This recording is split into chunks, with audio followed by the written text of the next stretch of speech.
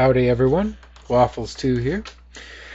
Bill, Jeb, and Bob have returned from their misadventure on the moon.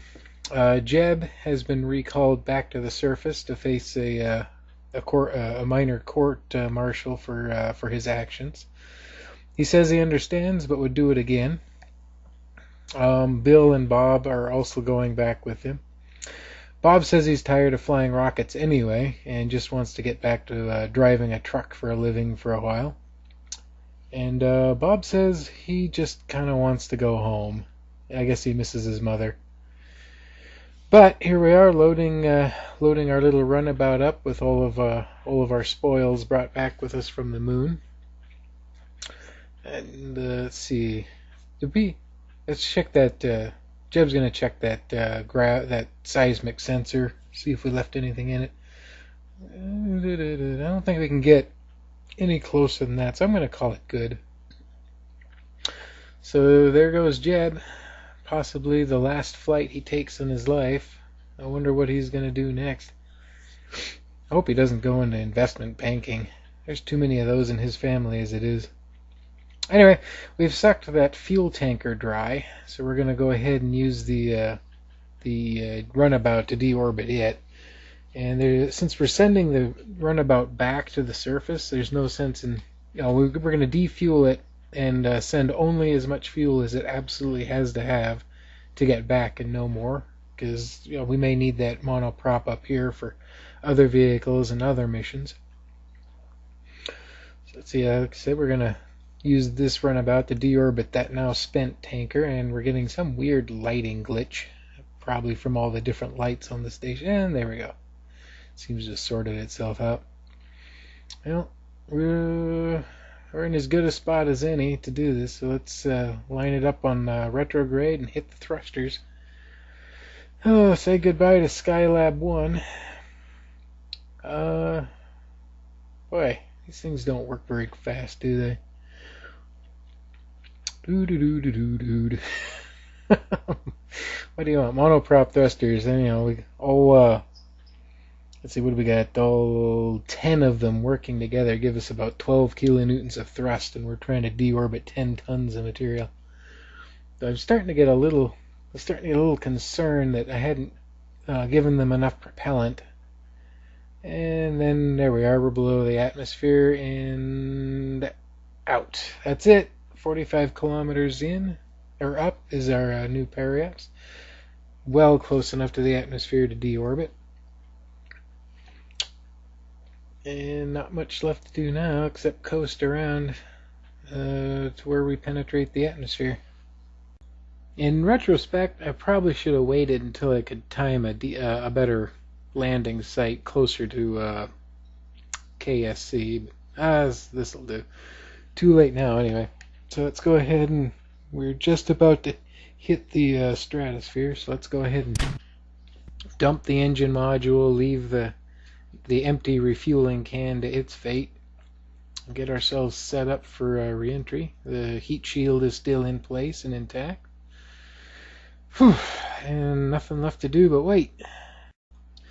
Okay, here we are, 35 kilometers up. We've actually been skimming through the atmosphere for quite some time now. We kind of spent a good deal of time above 40 kilometers. That's a good thing. You really want to spend as much time in the upper atmosphere and bleed off as much speed as you can before you hit these lower levels. As you can see, our heat shield's ablating quickly, but honestly, its temperature remained fairly low through the whole trip. And we'll go ahead and dump that. No longer needed. Check our command capsule temperature. Well, everything looked good. I'm thinking we might be able to substitute something different in for that heat shield. Maybe a more simple structural skirting just to keep the heat off the capsule and the parachutes for re-entry. Might have to experiment with that, but yeah, that would shed a full ton off the runabout's weight, which means we could use the Kerbus to get more cargo into orbit. Okay, and we have landed. First crew is down. Check our science. Over 600 points. I know exactly where I'm going to spend that. We've got several up-and-coming missions that's going to require both the ion propulsion unit and the nuclear engines. So I want to get both of those researched up. There's a bunch of other stuff that I really wanted, but those two are kind of the most necessary. And there we go. Let's see, back in orbit. We still have work to do. We've got to get the research vehicle turned around and prepped for its next crew to take possession of it and its next series of missions. We'll use the science lab to process all the experiments carried on the research vehicle and get them and reset them so they can be used next time. Dunk, dunk, dunk. There we are. Reset, clean, and ready to go. All she needs now is fuel. Here we are. Got a nice safe vantage point of the 5th Kerbus mission into orbit. This one carrying just another fuel tanker. These little fuel tanker missions, well, they remain fairly expensive. Still probably the single most expensive part of operating the space program. Although they're a huge improvement over our old moonshot program. There's still got to be a better source of fuel than dragging everything up from Kerbin. We're expending 54 tons of rocket to deliver right around 6 tons of fuel to orbit. But we can. We're improving our techniques for getting into orbit. For example, I'm starting to use a even shallower launch profile. I notice I can get into orbit for even less than 4.5 kilometers per second delta V if I level out basically by about 50 kilometers up. From 50 to 70 kilometers, coasting up there only costs an additional 30 meters per second in air drag, which is not much, and saves a ton off of gravity drag. As the genius Douglas Adams once said, the secret to flying is throwing yourself at the ground very, very hard and missing. 2.5 kilometers per second is very hard. So the sooner we start building lateral velocity at a perpendicular angle to the force of gravity of Kerbin, the better time we're going to have building an orbit. And speaking of orbits, that camera flip signifies this vehicle has now made it into orbit. We'll go ahead and finish its trip under its own RCS system. Climb the rest of the way up to the space station's altitude of 250 kilometers and then circularize. And from there we can then worry about getting our rendezvous and docking maneuvers.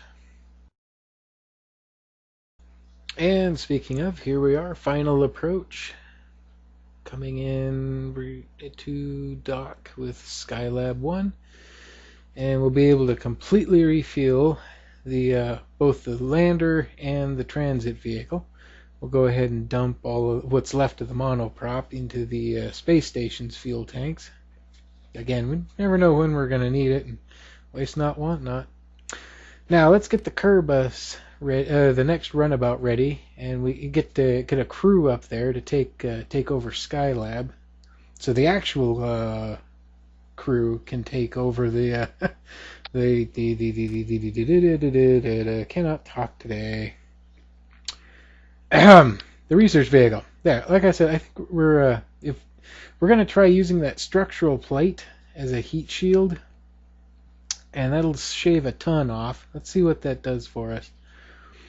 Now, we're going to have Shaunson, Neilner, and Locus Kerman going up to take over the space station for us, and that'll free the actual crew up to go to take the research vehicle off on its next mission.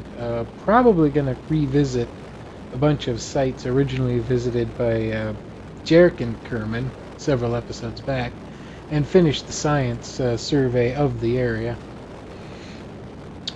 Which, and that kind of reusability was what the vehicle was designed for. The moon's a little harder nut to crack because the fuel requirements are so much higher. And also, we really did such a good job of surveying it during the moonshot program. There's not many sites left to go back to survey. Besides, I hear there's far, far more ambitious projects in the works for us in the future, both closer to and farther away from Corbin. And let's see, we have side engine separation, main engine chamber pressure looking good. We are flattening out nicely. We want to get as much work out of that main engine as we can. The gravity drag on the upper stage engine's a lot higher, so the faster we're going, when the faster lateral velocity we've got off that main engine, when that main engine cuts out, the better. The less work we need out of the upper stage motor. And it looks like we've gotten just about as much out of the main as we're going to. It's down to just a kick stage motor. This thing's actually got a ton of delta V on it.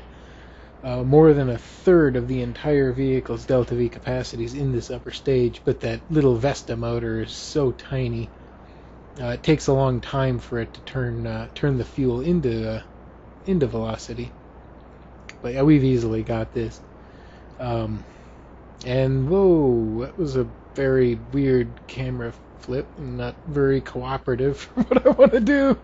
Oh dear. And screwing around with the camera, I totally overcooked the flight. But we've got a lot of air to plow through. Maybe that'll slow us down enough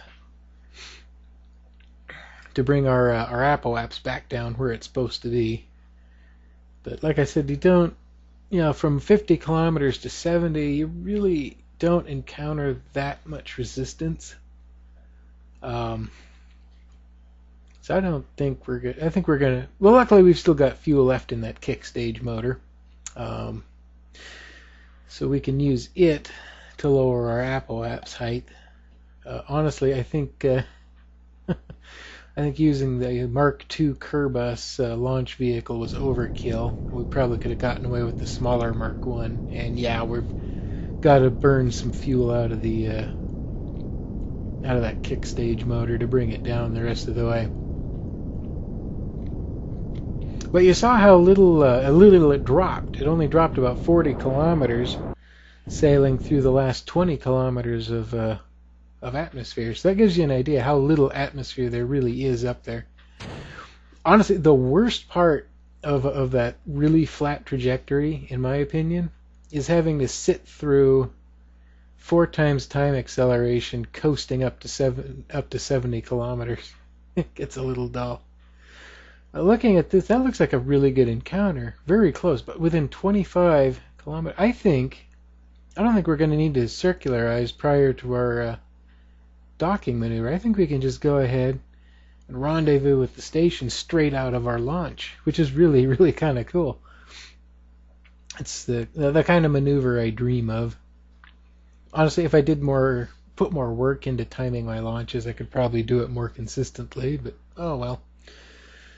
Half of Kerbal program is planning ahead of time, and the other half is of course shooting from the hip. And face it, most of us would miss. The game wouldn't feel right without the shoot from the hip moments. Okay, and there we are. We're within 7 kilometers, moving towards the station at about 20 meters per second, which isn't bad at all. We got a nice tight encounter. Here we are. Final maneuvers. Oh, we're going to get a full passing review down the length of the station. Oh, excuse me. Goodness. Sorry. I'm going to get a full passing review down the station. Don't forget to open the docking port. That would be embarrassing. Smack into the station with the shield still closed. And yeah, this is going to be these guys' home for the foreseeable future. I got looking at those docking ports. I think they're too close together to side-by-side park runabouts there. So I might have to figure out something else I can use those for. Maybe my next mission I'll bring something up I can dock there. And there we are, docked in place. We brought a load of food, fuel, and water up for the station. And for the research vehicles, so we can top all those supplies off. And now it's just a matter of bringing the crew over to the space station proper, and we can call it mission accomplished. 2, and last but not least, this is Waffles 2 signing off. See you next time. Ciao.